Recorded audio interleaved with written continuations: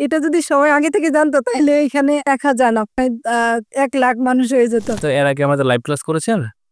আচ্ছা, আজকে এই সেশনটাতে আসছে। আচ্ছা, কেমন লাগছে আজকের এই সেশনটা? খুব ভালো লেগেছে। আমি ফার্স্ট টাইম যেহেতু আসছি, আর উনার ভিডিও আমার এখানে কয়েকদিন ধরে অনেক ঘুরতেছিল।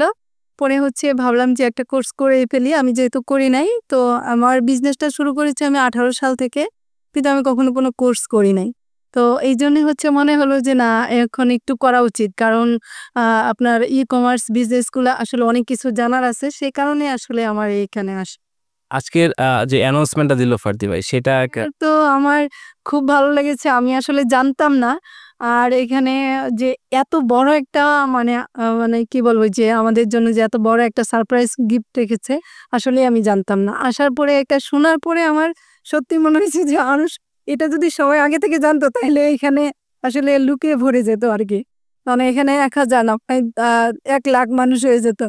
তো এইটাই আসলে মানে এটা সিক্রেটটা আসলে এভাবে আসলে আমরা জেনে গেছি আরকি।